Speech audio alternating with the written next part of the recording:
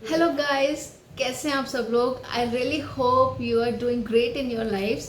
Welcome back to our channel Gyan Sharanam, where we aim at enlightening your world with knowledge.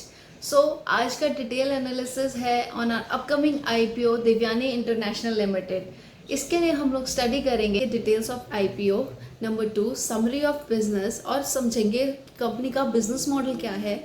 Number 3 objects of offer, company कैसे कैसे utilise करेगी IPO की proceeds को।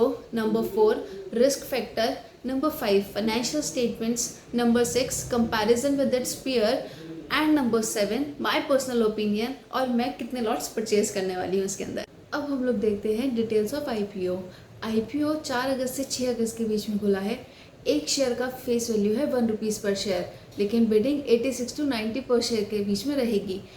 एक market lot के अंदर 165 शेयर होंगे और listing both NSC and BSc पर है। Total issue size is 1838 crores, of which fresh issue is 440 crores and offer for sale is 1398 crores।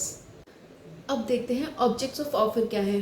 Company fresh issue से 440 करोड़ रुपया उठा रही है, उसमें से 324 करोड़ रुपए तो कंपनी रीपेमेंट ऑफ लोन्स में ही दे देगी और बाकी का वो सेव कर रही है for general corporate purpose. Business summary review करने से पहले एक बार हम लोग समझ लेते हैं कि कंपनी का बिजनेस मॉडल क्या है, क्योंकि बहुत लोगों को तो ऐसा लगता है कि देवयानी एंटरप्राइज ही पिज्ज़ा हट, केएफसी जैसे ब्रांड्स को ओन करती है, लेकिन एक्चुअल में ऐसा नहीं है।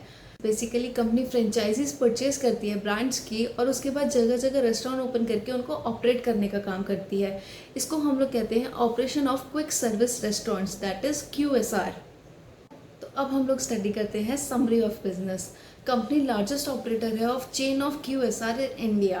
कंपनी के ऑपरेटिंग क्यूएसआर के अंदर मेजर 3 कोर ब्रांड्स हैं, KFC, pizza hut and costa coffee.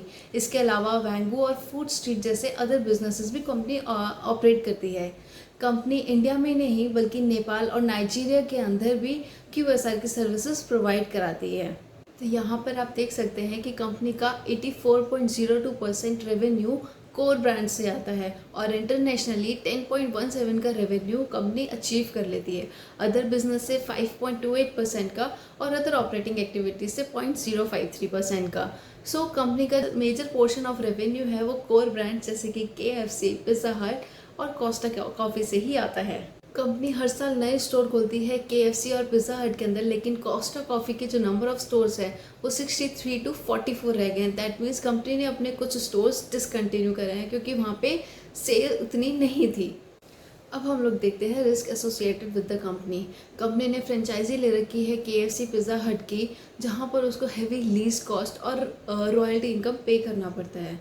इसके अलावा कॉन्टीन्यूसली कंपनी को लॉसेस हो रहे हैं 2019, 20, 21 के अंदर, जो कि रिजल्ट करता है एन इरोजन ऑफ नेटवर्थ। यहाँ तक कि ऑडिटर ने 2019 में अपना एडवर्स ओपिनियन दिया था on financial statements of the company. उनको सिग्निफिकेंटली डाउट हुआ है और अनसर्टेनिटी है कंपनी के गोइंग कंसर्न पे। और 2019 के बाद 20 और 21 के अंदर कंपनी के लॉसेस कम होने की बजाय और ज़्यादा बढ़ रहे हैं। कंपनी अपने कोर ब्रांड्स ओन नहीं करती है और फूड इंडस्ट्री के अंदर सक्सेस डिपेंड करती है ग्लोबल रेपुटेशन के ऊपर। अगर कोई भी नेगेटिव इम्पैक्ट आता है कंपनी की रेपुटेशन पर because of their own mistake और the mistake of the owners, तो कंपनी की जो सेल्स और रेवेन्यू है वो ग्रेटली इरोड हो जाएगी। अपने मैगी का, बर्गर किंग के फूड इंसिडेंट्स तो सुने ही होंगे। तो फूड इंडस्ट्री एक ऐसी इंडस्ट्री है जहाँ पर हेल्थ कंसर्न अगर अराइज होता है, फूड बॉर्न इलनेसेस होती है या फिर कोई भी नेगेटिव फूड रिलेटेड इंसिडेंट होता है तो कंपनी की रेपुटेशन हैवीली इरोड होती है और इवन कंपनी को उसके लिए हैवी फीस पे करनी पड़ती है। क्यूएसआर इंडस्ट्री के अंदर ऑलरेडी बहुत कंपटीशन है और कंपनी को भी ये कंपटीशन फेस करना पड़ रहा है। पिज़्ज़ा हट के आगे डोमिनोज है जो कि बहुत अच्छा टक्कर देता है पिज़्ज़ा हट को। केएफसी के आगे बर्गर किंग, मैकडॉनल्ड्स जैसी कुछ ब्रांड्स हैं और स्टारबक्स के आगे कोस्टा कॉफ़ी तो दिखता ही नहीं है। कंपनी हेविली इंडेटेड है और it is incapable to comply with the repayments and other covenants. Even IPO भी कंपनी इसी वजह से ला रही है टू रीपे इट्स डेट्स। अब हम लोग एक बार देखते हैं कंपनी का profit and loss statement.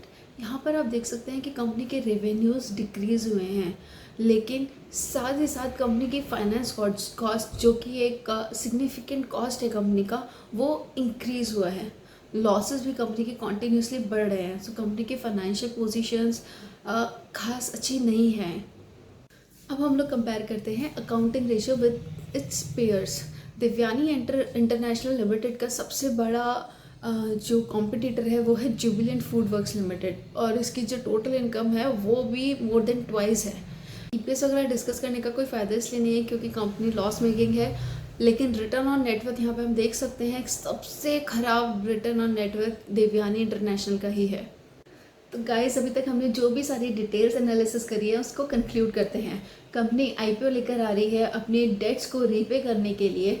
QSR के बिजनेस में कंपनी एक लीडिंग कंपनी है और मेजर ब्रांड्स जैसे कि केएफसी और पिज़्ज़ा हट में डील करती है। अगर हम लोग रिस्क फैक्टर देखें तो कंपनी का एक बहुत बड़ा रिस्क है जो ऑडिटर ने रेस किया था गोइंग कंसर्न के ऊपर, क्योंकि कंपनी की जो टोटल लाइबिलिटीज़ हैं वो एक्सीड कर गई थी टोटल असेट से, लेकिन कंपनी को ऐसा बिलीव है कि वो लोग सस्टेन कर जाएंगे। फाइनेंशियल्स अगर हम लोग देखें तो लॉस कंपनी की कॉन्टीन्यूस बेसिस पर इंक्रीज़ हो रहे हैं, लेकिन उसके अंदर एक मेजर पोर्शन हमको दिखता है फाइनेंस कॉस्ट का। तो अगर कंपनी अपनी डेट्स रीपे कर देती है तो कहीं ना कहीं चांसेस हैं कि कंपनी के फाइनेंस जो पीएनएल है उसके अंदर हमको प्रॉफिट रिफ्लेक्ट होना चालू हो जाए। का ग्रे मार्केट प्रीमियम अभी करेंटली 62 रुपीज़ पर शेयर चल रहा है, तो बहुत हाई चांसेस है कि इन्वेस्टर्स को कंपनी लिस्टिंग गेन्स तो देकर ही जाएगी। आई होप कि जो भी हमने एनालिसिस करा है वो आपके डिसीजन मेकिंग में आपको हेल्प करे। अगर मैं अपनी बात करूँ तो मैं तो एक एक लॉट अप्लाई करने वाली हूँ। थोड़ा सा रिस्की ज़रूर है, लेकिन आई थिंक कि गेन्स अच्छे देकर जाएगी, लिस्टिंग गेन्स तो कम से कम मिल ही जाएंगे। Please like, share, comment and subscribe to our channel. Thank you so much and happy investing.